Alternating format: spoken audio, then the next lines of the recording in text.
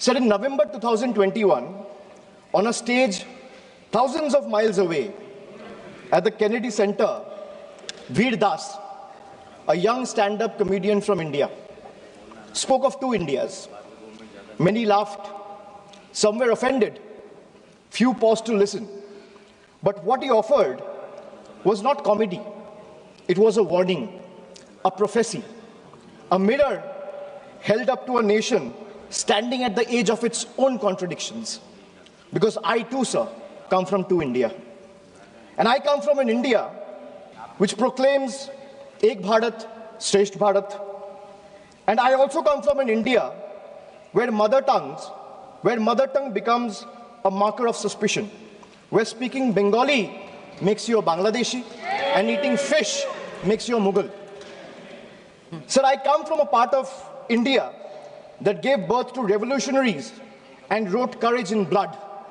And I also represent an India where saying Joy Bangla or singing Amar Sonar Bangla is enough to strip you and brand you a labeled Ghuspetia. Sir, I come from an India that thunders Sabka Saath, Sabka Vikas from every podium. And I come from an India where West Bengal's rightful dues to the tune of 1,96,000 crores are frozen in cold bureaucratic silence. Sir, I come from an India where the finance minister proudly declares with absolute confidence that India is the fastest growing economy in the world.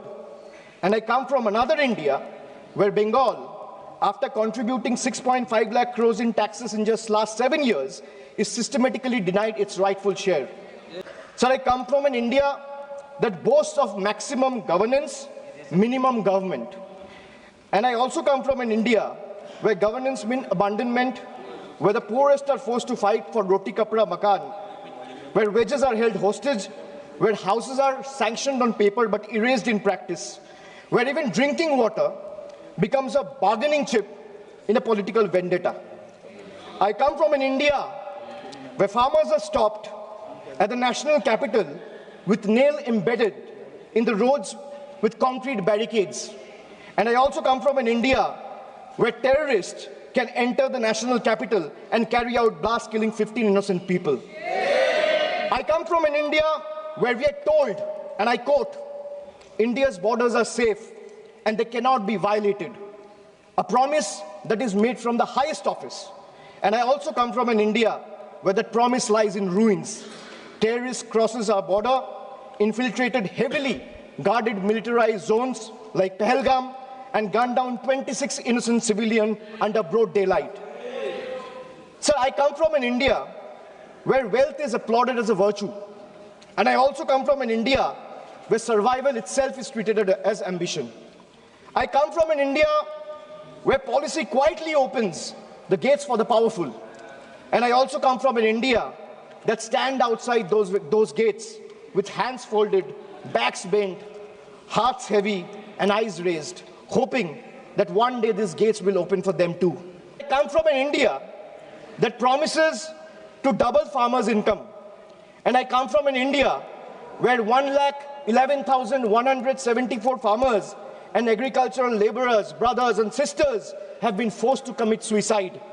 I come from an India which launched Beti Bachao, Beti Padhao. And I come from another India where every 16 minutes a rape or a crime against women is being reported. Sir, I come from an India where the Honorable Prime Minister says, na khaunga, na khane dunga. And I also come from an India where questioning the washing machine that gave reprieve to 23 of the 25 leaders who joined the BJP makes you the most corrupt one. But remember this, when the people rise and the ballot breaks the silence, we will settle the final account. You will wear the mask of the union, we will raise the mirror of the people. And when truth looks back, power will bend and we'll have to blink first.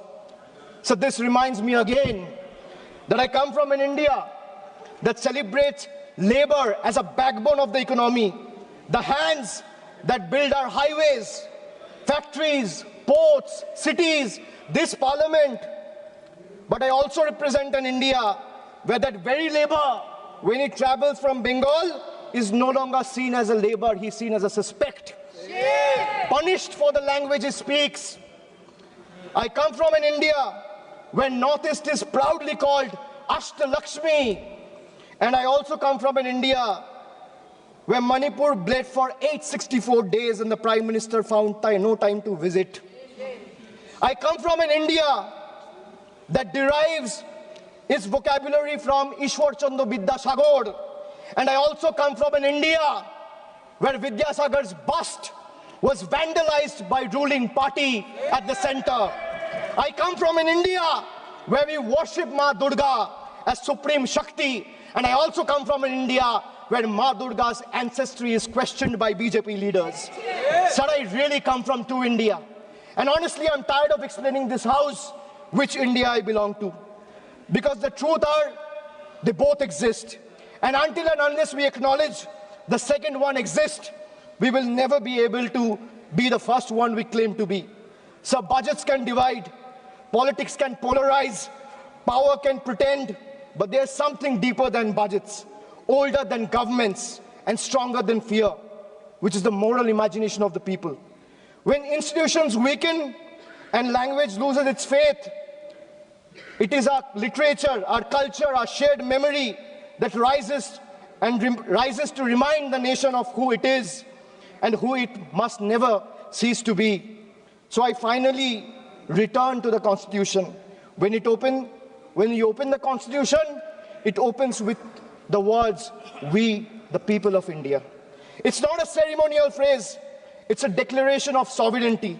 It's a reminder that power flows upward from the people, not the other way down. That governments may rule, but people remain the supreme. That sentence is not meant to be recited, it is meant to be lived. And as long as people remember it, no fear can last, no injustice can endure, and no republic can ever truly be taken away. And thus today, I do not end with slogans. I end with conscience, and I end with voice of Bengal. এই মৃত্যু উপত্যকা আমার দেশ না, এই জল্লাদের উল্লাস মঞ্চ আমার দেশ না, এই বিস্তীর্ণ শ্মশান আমার দেশ না, এই রক্তস্নাত কসাইখানা আমার দেশ না। আমি আমার দেশকে ফিরে কেড়ে নেব।